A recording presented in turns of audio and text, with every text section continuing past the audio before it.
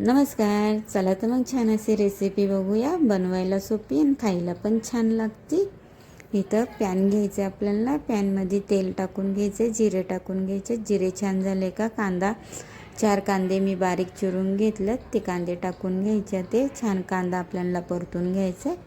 कांदा आपल्याला छान लालसर करून घ्यायचा आहे. लाल कांदा आपल्याला छान परतून घ्यायचा आहे. कांदा एका साईडला होते, मी एका साईडला अंडी उकडायला लावलेत. मी 5 अंडी उकडायला लावलेत. कांदा आपल्याला छान परतून घ्यायचा आहे. कांदा छान परतला का त्याच्यामध्ये 2 टोमॅटो टाकून घ्यायच्यात बारीक चिरून. कांदा आणि टोमॅटो आपल्याला छान परतून घ्यायच्यात. अगदी छान लालसर होईपर्यंत आपल्याला परतून घ्यायचे.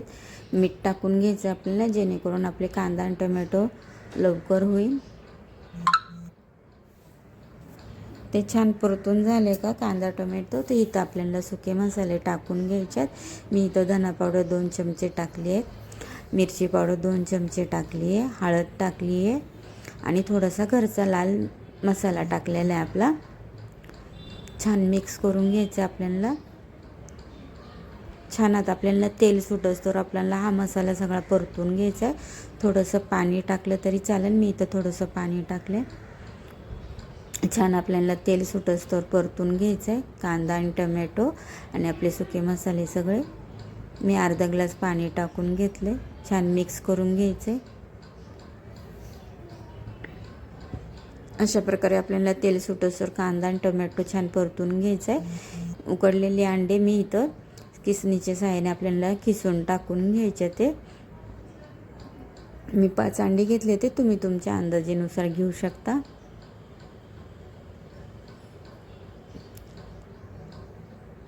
सगळे अंडे आपल्याला छान किसून घ्यायचे. ते त्याच्यामध्ये छान असं आता आपल्याला मिक्स करून घ्यायचं आहे. अशा प्रकारे छान मिक्स करून घ्यायचं आपल्याला.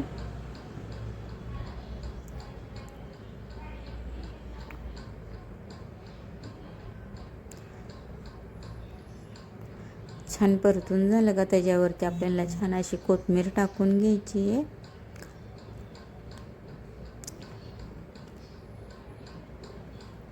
मिक्स करून घ्यायचे पुन्हा आपल्याला एकदा. अशा प्रकारे आपली छान आणि अगदी 10 मिनिटात होणारी रेसिपी एकदा नक्की करून बघा. तुम्हाला सुद्धा आवडेल आणि घरच्यांना सुद्धा आवडेल. इथं आपल्याला हाफ बॉईल करून घ्यायचं आहे.